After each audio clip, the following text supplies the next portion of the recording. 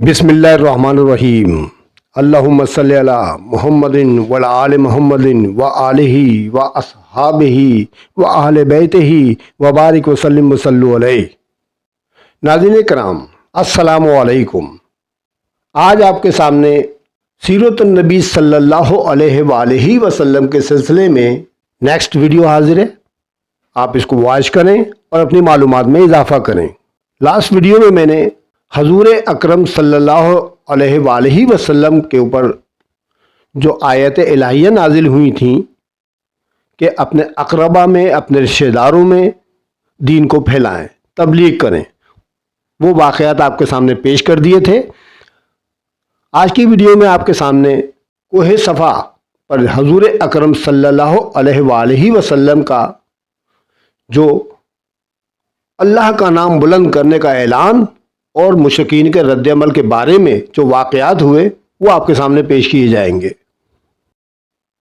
हजूर अकरम सल्लल्लाहु अलैहि वसल्लम के क़ल्ब पर यानी दिल पर अल्लाह का हुक्म नाजिल होता है, फ़ज़्ज़ा बिमा तुअमरु व आरिद अनिल मुशरिकीन, सूरह अल हिज्र, जिसका तर्जुमा कुछ यूँ है, ए महबूब, आप को जो हुक्म मिला है इसे खोल कर बयान कर दीजिए और मुशरिकीन से रुख फेर लीजिए।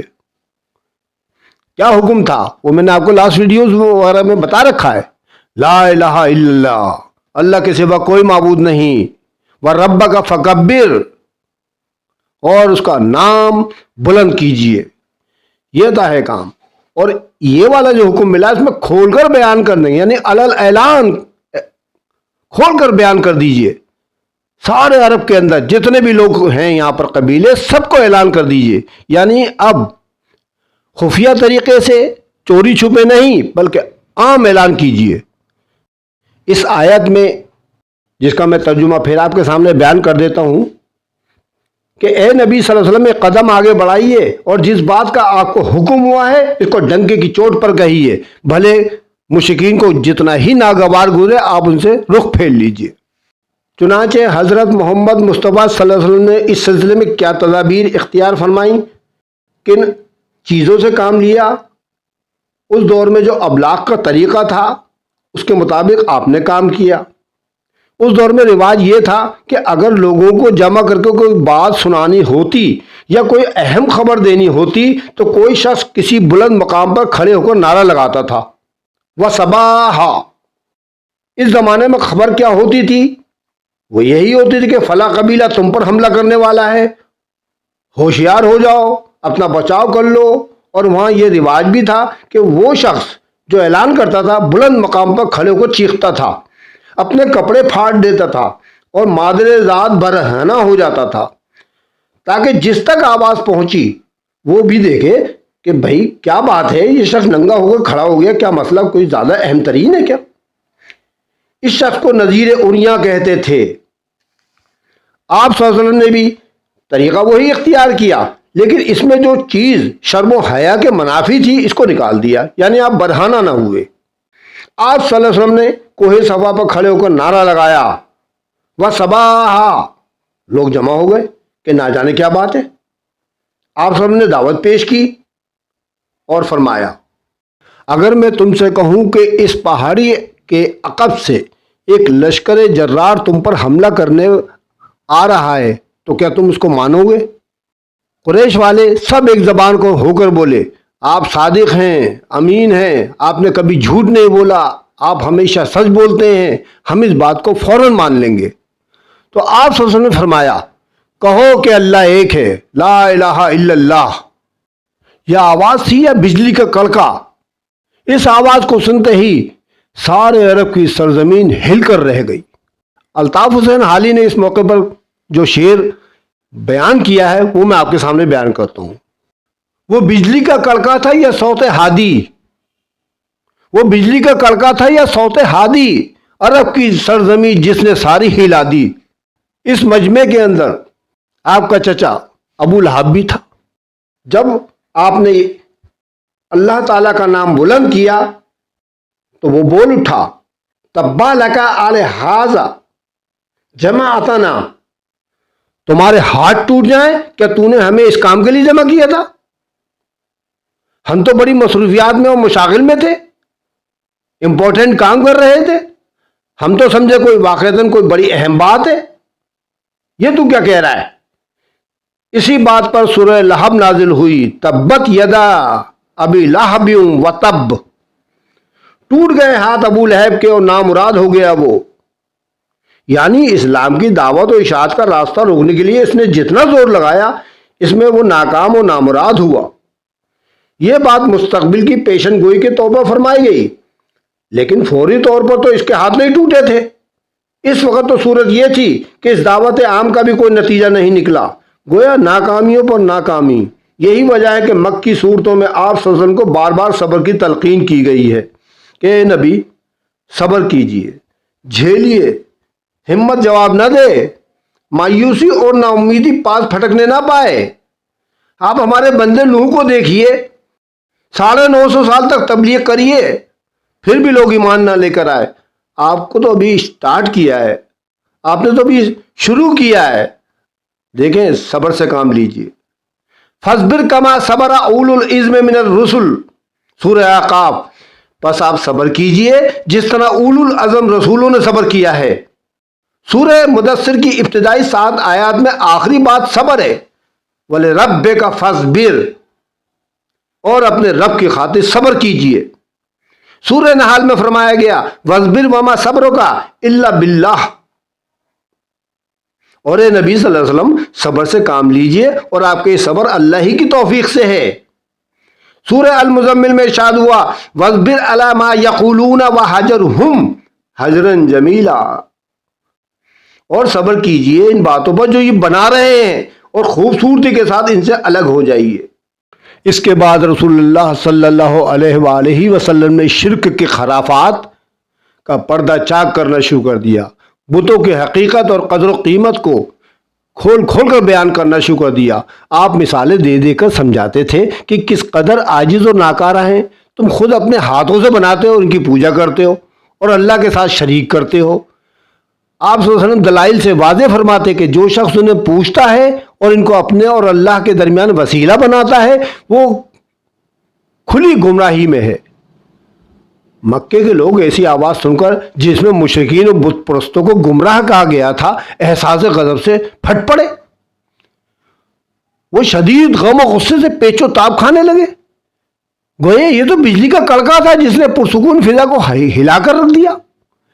اس لیے قریش اس اچانک پھٹ پڑنے والے انقلاب کی جڑ کاٹنے کے لیے اٹھ کے کھڑے ہو گئے۔ وہ اٹھ کے کھڑے ہو گئے کیونکہ وہ جانتے تھے کہ غیر اللہ کی الوحیت کے انکار اور رسالت و آخرت پر ایمان لانے کا مطلب یہ ہے کہ اپنے آپ کو مکمل طور پر اس رسالت کے حوالے کر دیا جائے اور اس کی بے چوں چرا اطاعت کی جائے۔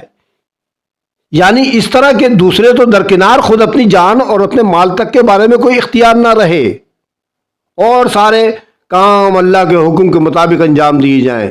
اور اس کے معنی یہ بھی تھے کہ مکے والوں کو دینی رنگ میں اہل عرب پر جو بڑائی اور سرداری حاصل تھی، اس کا صفایا ہو جائے گا، ان کی چودراہٹ ختم ہو جائے گی، اور اللہ اور اس کے رسول کی مرضی کے مقابل میں انہیں اپنی مرضی پر عمل پیرا ہونے کا اختیار ہی نہیں رہے گا۔ وہ تو ایک طرح سے حکم ماننے والوں میں شامل ہو جائیں گے۔ یعنی نچلے طبقے پر انہوں نے جو مظالم ڈھا رکھے تھے اور صبح و شام جن برائیوں میں لت پت رہتے تھے، اس سے ان کو کنارہ کشی کرنی پڑی۔ قریش اس مطلب کو اچھی طرح سمجھ رہے تھے، اس لیے ان کی طبیعت اس رسوا کن پوزیشن کو قبول کرنے کے لیے تیار نہ تھی۔ قریش یہ سب کچھ سمجھ رہے تھے، لیکن مشکل یہ آن پڑی تھی کہ ان کے سامنے ایک ایسا شخص تھا جو صادق اور امین تھا۔ اس کی 40 سالہ دور کو دیکھتے تھے، وہ انسانی اقدار اور مکارم اخلاق کا اعلیٰ نمونہ تھا، اور ایک طویل عرصے سے انہوں نے اپنے آباء و اجداد کی تاریخ میں اس کی کوئی مثال ہی نہ دیکھی تھی اور نہ سنی تھی۔ آخر اس کے مقابل کریں تو کیا کریں؟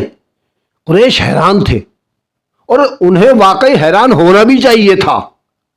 کافی غور و خوض کے بعد ایک راستہ سمجھ میں آیا کہ آپ صلی اللہ علیہ وسلم کے چچا ابو طالب کے پاس جائیں اور مطالبہ کریں کہ وہ آپ کو آپ کے کام سے روک دیں۔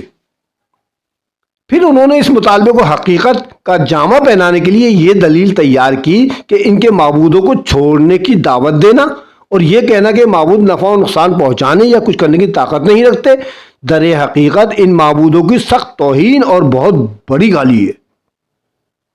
اور یہ ہمارے ان آباء و اجداد کو احمق اور گمراہ کہہ رہے ہیں، اس کے کیا معنی ہے؟ ان کے آباء و اجداد بھی اسی دین پر گزر چکے ہیں۔ قریش کو یہی راستہ سمجھ میں آیا اور انہوں نے بڑی تیزی سے اس پر چلنا شروع کر دیا۔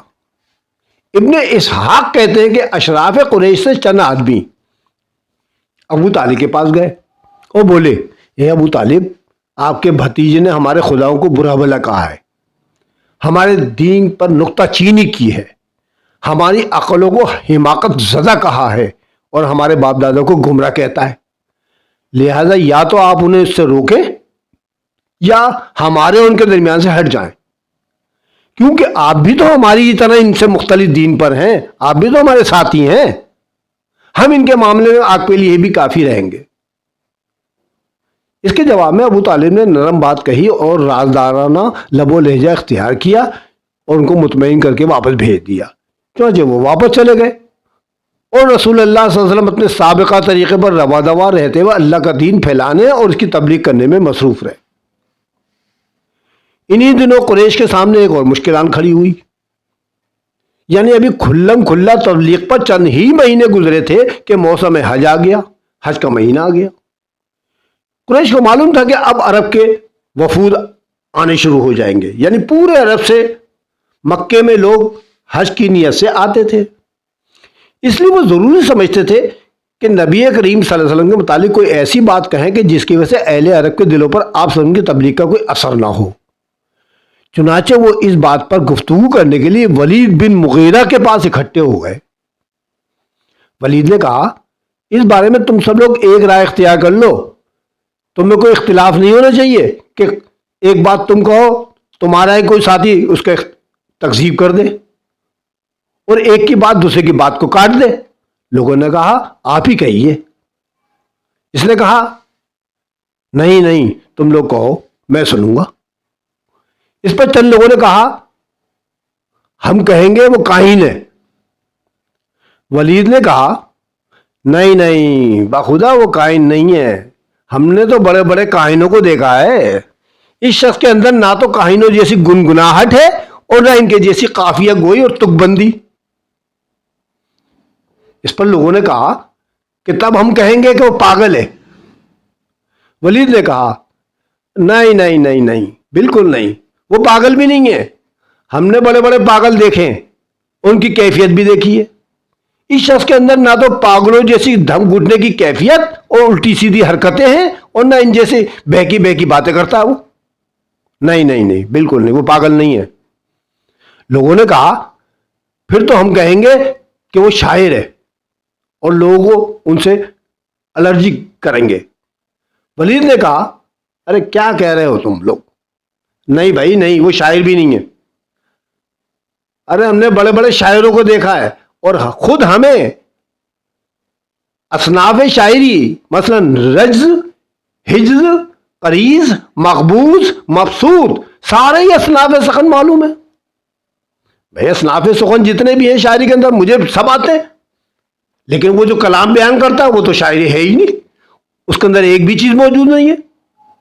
نہیں نہیں نہیں، وہ شاعری نہیں بیان کرتا، شاعر نہیں ہے، اس کی ہر بات جو ہے بہرحال شعر نہیں ہے بھائی۔ لوگوں نے کہا، تب ہم کہیں گے کوئی جادوگر ہے۔ ولید نے کہا، پھر تم الٹی بات کر رہے ہو، ارے بھائی وہ جادوگر نہیں ہو سکتا، ہم نے تو بڑے بڑے جادوگر اور ان کا جادو بھی دیکھا ہے، یہ شخص نہ تو ان کی طرح جھاڑ پھونک کرتا ہے اور نہ کوئی گرے لگاتا ہے، نہیں بالکل نہیں، وہ جادوگر بھی نہیں ہے۔